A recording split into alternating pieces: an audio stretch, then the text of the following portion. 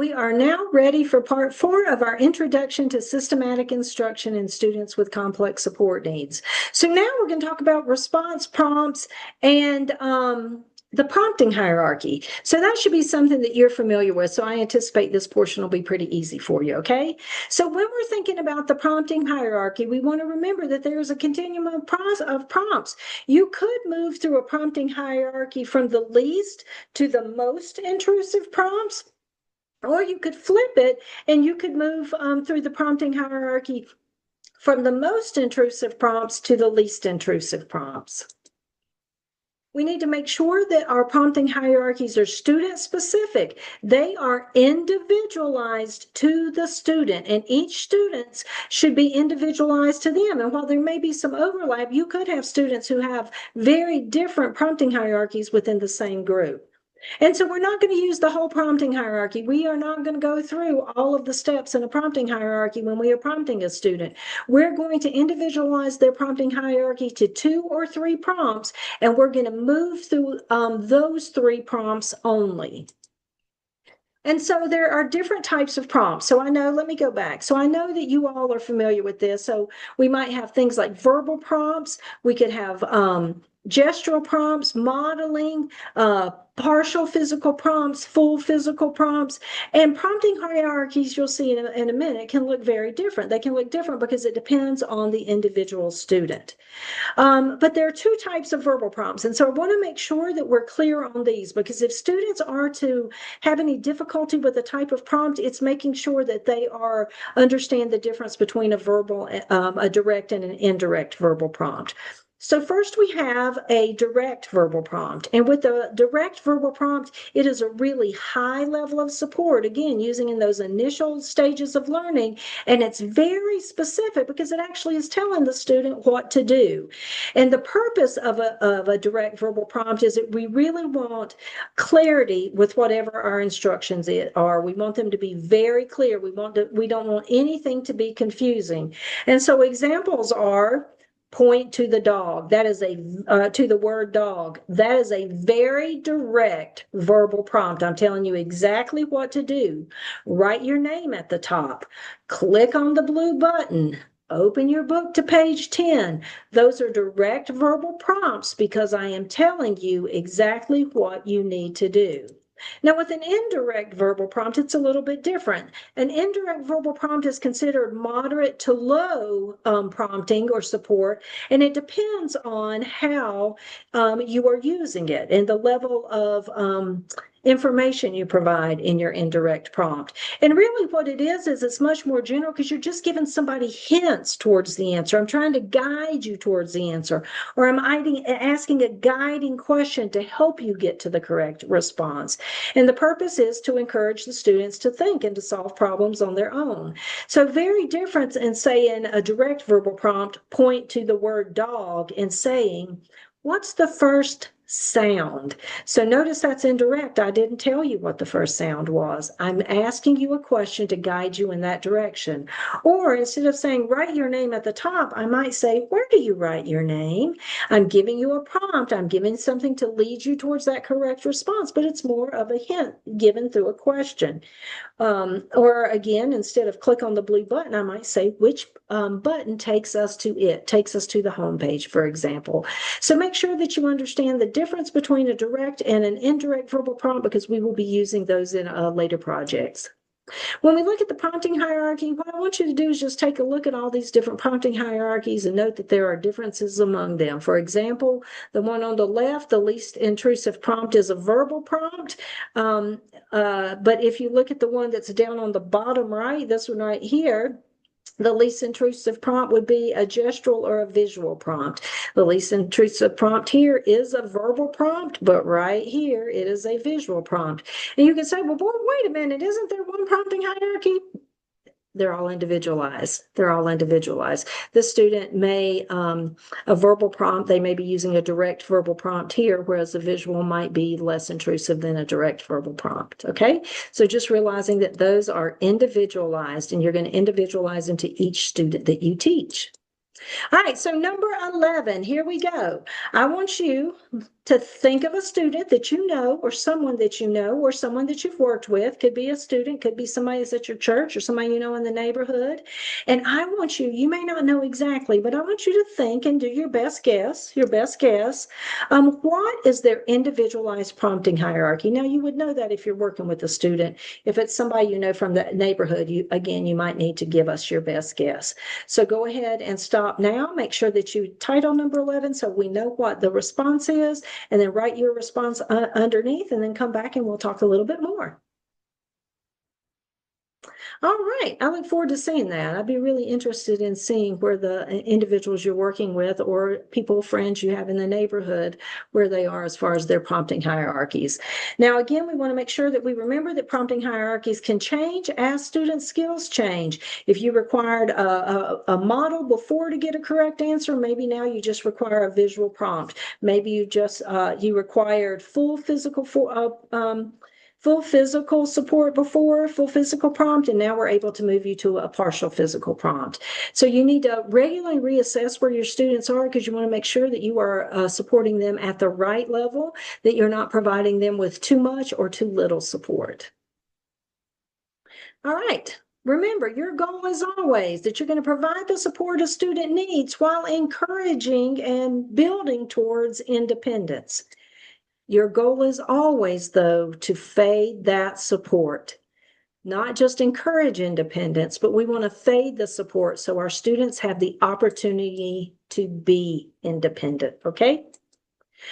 And your goal is always to fade, because if you do not fade, you are going to teach prompt dependence. And I'm going to keep saying that because I hear teachers say, oh, he's prompt dependent. They put it on the student.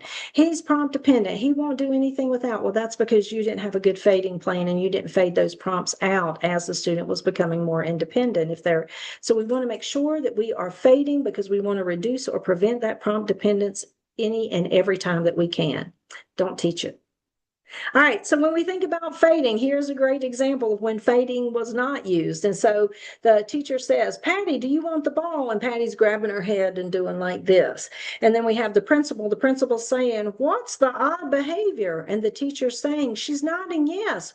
Those are the physical prompts that we used. And so you can see that she had returned the book on applied behavior analysis before she had the chance to read the chapter on fading physical prompts, because our goal is always to fade. So you need to determine your fading procedures prior to instruction, and you are planning for fading. It is not a random decision. You plan for fading. When a student hits this criteria level, I am going to fade. After this number of sessions, I am going to do a probe to see if I can fade, okay?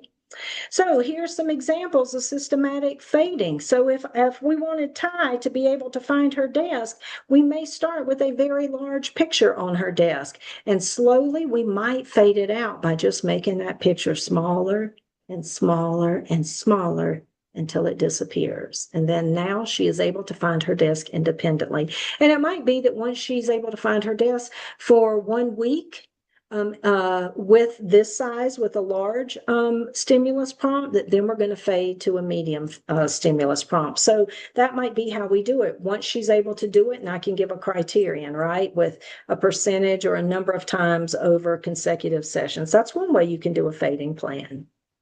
Here's another example. We want her to find her classroom. So on the outside of her classroom, we have put a picture that's like, hey, Ty, this is your class. And then over time, we're going to fade it by making it more and more and more transparent, translucent. Yeah, we're going to fade it out until it's not there anymore. Here's another example. This is one where we are fading out a verbal prompt, okay? So when we're looking at systematic fading, this is a verbal prompt. So if I show you this word and I'm asking you what word, and I say run, run, that might be the first prompt I give you, and then I fade it to and then I fade it to and then I fade it till it's gone. That verbal prompt is gone. Here is another example. Perhaps when we are first getting you to use a number line, we circled where we want you to stop. We're going to fade that to where we still have the numbers. We're going to fade that where we still have the number line, but we have the ticks and the boxes. And then finally, what we're going to do is we're going to remove those boxes and we're not going to have to use the number line at all. Okay, so that is an example of fading practice. Now, one of the things you need to be very aware of, and you need to know this for every single student and for every skill that you're teaching, is what a student's controlling prompt is. And if you are not, if that's a new term to you, let's learn what it is. So what the controlling prompt is, it's the least intrusive prompt possible that is likely to result in a correct response. So I am pretty darn sure that if I give you if I model the skill for you first, the likelihood that you're going to perform that skill correctly is pretty high, right? So it's the least intrusive prompt that is likely to result in that correct response. And in this case, it would be a model. I know if I give you a model, the likelihood of you getting the correct response is really high. That's your controlling prompt. Now, when you're looking at your prompting hierarchy, remember, depending on the strategy you're using, you may have your skills listed, your prompts listed from least intrusive to most intrusive. And on your prompting hierarchy, the controlling prompt is the least intrusive prompt to get a correct response, but it's the most intrusive prompt in your prompt sequence. So what does that mean? Well, I don't immediately go to the most intrusive prompt. That is not what I do with the majority of response prompting strategies. I'm either going to use the controlling prompt, or if I'm using a prompting hierarchy, it is going to be the most intrusive prompt, which is this one here. Least intrusive prompt is verbal. You don't get it with a verbal prompt, I'm going to move to gestural. Don't get it with a gestural prompt, I'm going to move to modeling. So notice that it's the least intrusive prompt for a correct response, because I don't have to then go to partial physical. I can get a correct response with a model. But again, it is the most intrusive prompt in that prompting hierarchy. But I want you to remember, some people think the most intrusive prompt is a full physical prompt. If that is not in the student's prompting hierarchy that is individualized to them, it is not the most intrusive prompt. In this one, modeling is the most intrusive prompt. So with a controlling prompt, remember, it's the least intrusive prompt possible that is likely to result in a correct response. So if I look at this example, I have independent, I have verbal, and I have gestural. So if I'm looking at that prompting hierarchy and I'm looking for that student's controlling prompt, it's that one right there. It is the least intrusive prompt that is going to likely result in a correct response. And when I develop a student's individualized prompting hierarchy, that last prompt is always the one that I truly believe and that has shown over time that will result in a correct response. All right, so I want you to look at this one. Which one in this, what is the controlling prompt? You do not have to write it down. You can just think it in your head. What is the controlling prompt? If you said full physical prompt, you are correct. Let's look at the next one. What is the controlling prompt? If you said model, you are correct, because in this one, a model is the one that is most likely to result in a correct response. In the previous one, the full physical prompt is most likely to result in a correct response. Now let's look at our last one. What is the controlling prompt? And if you said partial physical prompt, you are correct. That is the prompt that is most likely to result in a correct response. All right, so number 12. I want you to think about that student or that neighbor or that friend that you did your prompting hierarchy for. And I want you to write, when looking at their prompting hierarchy, what is or was their controlling prompt? What was their controlling prompt or is? All right, and then come on back. Now that you have completed number 12, we are at the end of this portion of our asynchronous content. Check yourself. Where are you? As always, if you are down here, please, please, please make sure you reach out to me. You ask a question on your participation document or you ask in class. I always, always, always want your questions. So please reach out, okay? If you need anything, let me know. And if not, I'll see you in class.